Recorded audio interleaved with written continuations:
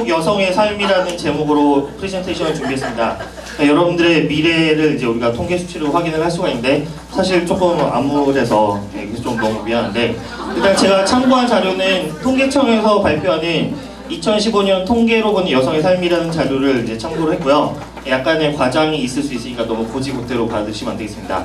일단 여성 인구 비율은 2015년에 드디어 여성이 남성을 앞질렀습니다. 박수. 여성 100명이 태어날 때 남자가 105.3명이 태어나서 남자가 조금 더 많이 태어나긴 하지만 남아 선호 사상은 더 이상 없는 걸로 드러났고요. 여기 2000년 출생자 있습니까? 여러분들은 아프지 않으면 79.6세까지 살 수 있습니다. 네, 남자보다 평균 7.3년 정도를 더 살 수가 있고, 근데 이제 흡연율에 있어서는 아직도 우리가 남녀 평등이 굉장히 거리가 멀었습니다. 네, 좀 더 분발하시고, 여성 흡연율은 약 3.3% 정도로 굉장히 낮은 수치입니다. 남성 흡연율은 43.3% 그렇죠.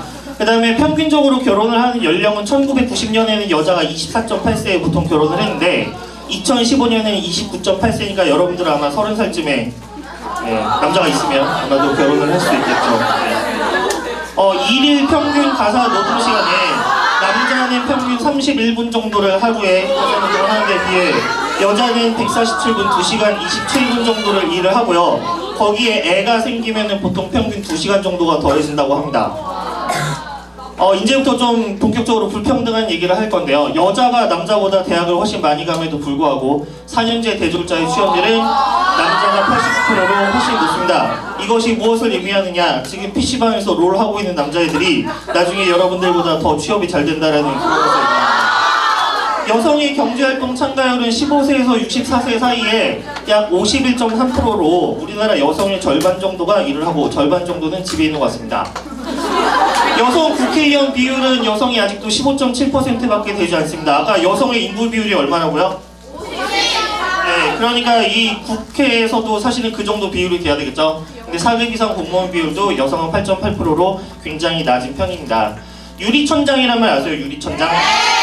고위직의 여성이 성차별 등의 이유로 인해서 올라가지 못하는데, 근데 그런 것을 유리천장이라고 하는데 이코노미스트지에서 3월 8일마다 세계 여성의 날에 유리천장 지수를 발표하는데 우리나라가 OECD에서 최하위를 차지했고요. 경력 단절이라는 거는 이제 결혼, 육아, 임신, 출산 등으로 인해서 자기 하던 일을 그만두게 되는 비율을 얘기하는데 우리나라 여성 5명 중에 1명꼴로 자기 하던 일을 그만두게 된다고 합니다. 이거는 이제 OECD에서도 굉장히 유례가 없을 정도로 높은 수치입니다. 그래서 우리는 이제 정리를 하자면 건강이나 교육은 우리가 여성 인권이 세계 최상위권이지만 그 외에 사회적 지위, 경제적 평등 이런 것은 최하위권이고 성격차가 여전히 크다라고 말을 할 수가 있습니다. 그러면 우리는 어떻게 살아가야 할까요? 여러분들은 앞으로 어떻게 살아가시겠습니까? 몰라요. 저 이민도 하나의 방법입니다.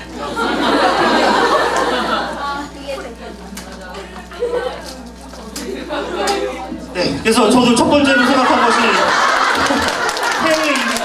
세계는 넓고 살기 좋은 곳이 많고 여기에 국기에 보시면 덴마크, 노르웨이, 스웨덴 등 북유럽의 복지국가들이 여러분들을 기다리고 있습니다. 하지만 이런 곳에 가려면 일단 여러분들이 영어와 외국어를 잘 준비를 하셔야 되고 그 다음에 전문기술 하나를 준비하셔서 외국인을 만나면 되겠습니다. 두 번째 방법은 뭐냐면 비혼, 비출산, 비연애, 비생활, 모든 것을 포기하고 혼자 살면 됩니다. 3포세대, 5포세대, 7포세대 요새 이런 말들이 있는데요.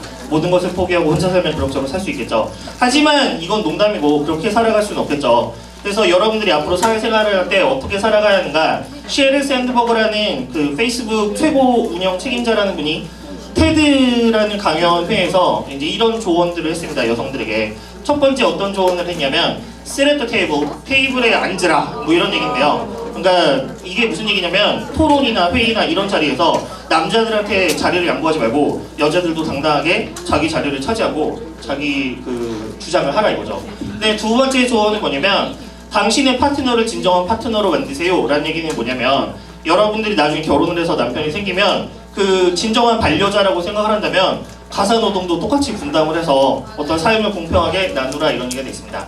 그리고 마지막으로 보시면 Don't leave before you leave. 그래서 떠나기 전까지는 절대로 떠나지 마라.